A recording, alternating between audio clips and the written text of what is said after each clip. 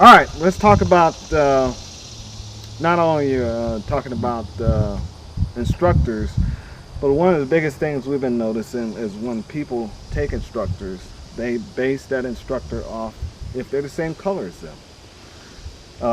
We've been seeing a lot of that on YouTube, a lot of that on Instagram, where you have people the same color as ourselves will only take a class from a person the same color as them, um, which then they have a lot of criterias about that.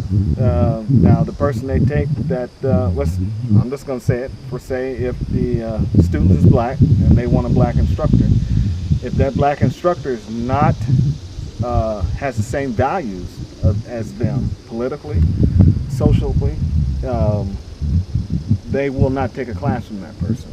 If that person has a different point of view from them, they have a tendency to look at that person as the enemy, as the other, or the famous word, the coon. You know, I usually don't have that problem with any other race except the black race, which is a huge problem. Hmm. Al can go ahead and elaborate One on of the some of things that. that I see is that you're looking for information, and information can come from anywhere. You should not let any stone be unturned. If the stone should happen to be white, turn it over and see what it offers. A lot of times people are afraid. They say, I want to go to that class and I'll be the only black. Well, I'm going to tell you, I've survived numerous times of being the only black. In some particular cases, the only black in the entire town that I went to, traveled to take a particular course.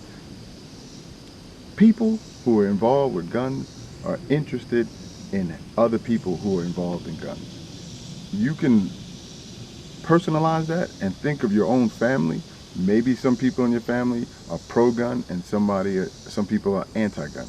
That's the same thing in life across the board, across racial, color barriers, and all that other stuff. So vet your instructor. Find out what that person's values are. Find out what that person, what they believe in, the political thing. If you don't like that, then leave them alone. But if they have the information that you want, sometimes it's better to suck it up, forget all the politics, and get the basic of that curriculum. That's what you're looking for. You're looking for the information that that person has put together in a lesson plan. I keep going back to lesson plans because if you can't, somebody can't show you a lesson plan of what they're teaching from, they're teaching off the right out their ass, that's somebody you need to leave alone because they're making it up as they go along. Now, mind you, for impromptu situations, not a training course that somebody pays for, it's okay to make it up out your ass. People like myself and Al, we have been around this game, around 2A, around IDPA, IPSC, anything else, and you get an idea of how things run. We can sit back here and set up this range and run a course right now. Just, okay, start from here, 5 rounds from here, 3 rounds from here, prone, standing, whatever. We can make those courses up as we go along. But when you're getting instruction, it should come from something that's been tried and true and that it has a practical application to the end user, the student. So if that's not the case, leave that alone. Leave that person alone because it has to be something that's done each and every time.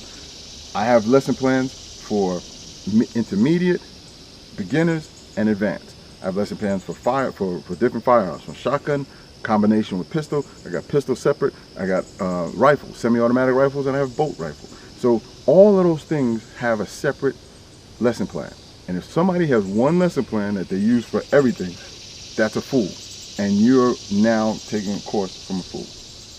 Yeah. So, I mean, that's some very good points, and it shows that if you are really want, because you have to look at firearms training is an investment.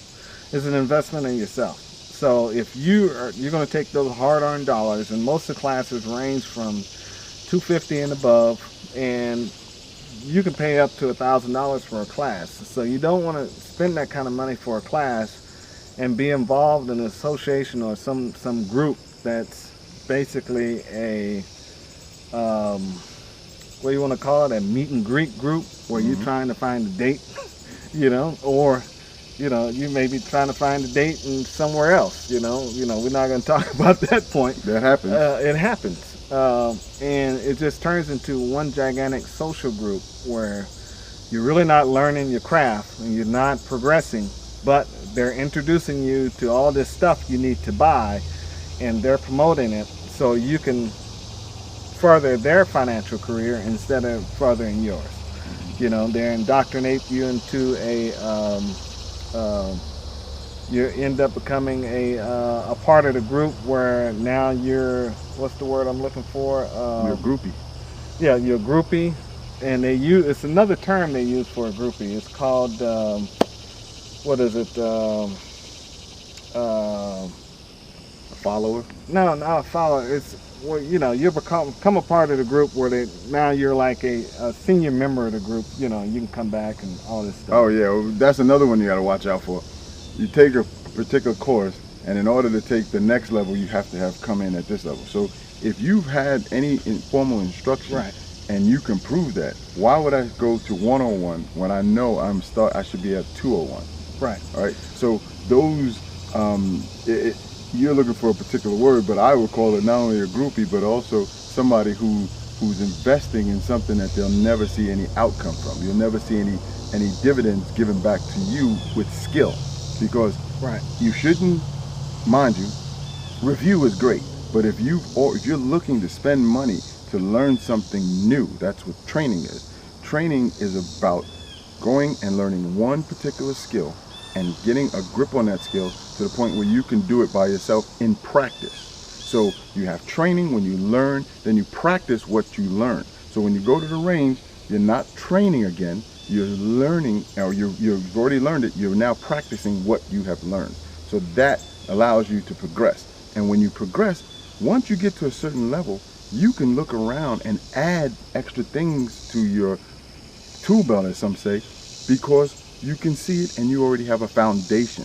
But if you don't have a foundation of fundamentally sound techniques and tactics, you're just going to swim in the water and go nowhere.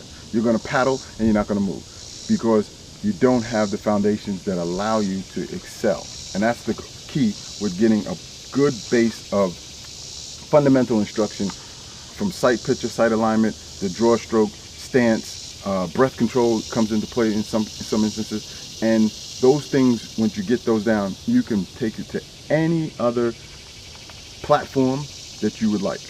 Right. Then you can go from there after you get down to basics. You can start pushing yourself out to the intermediate stuff. Then you can go to advanced, where you start moving, you start working with other team members and shooting as a team. Then you can start branching out and say, okay, I'm bored with all this stuff. I can start taking some tactical courses and teaching you how to become more proficient with your rifle and fight with your rifle like it's a pistol. Mm-hmm. Or they got medical classes you can take.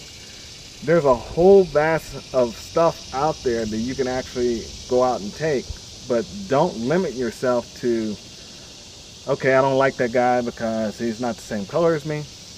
I don't like that guy because he don't believe in the same political affiliation as me. They may know something. So go there, humble yourself, and just keep your mouth shut. If they're teaching it wrong, don't say anything. Learn what you have to learn, as long as it's not unsafe. If it's unsafe, pack your bags up and leave and ask for a refund.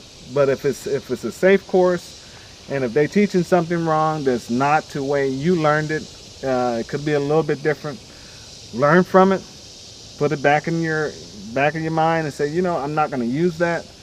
I'm going to use what I know, and just go on. Don't try to fight the instructor out there on the course. I've seen people come out on the courses and you teaching something and they want to interject their point of views on what you're trying to teach. This goes back to vetting.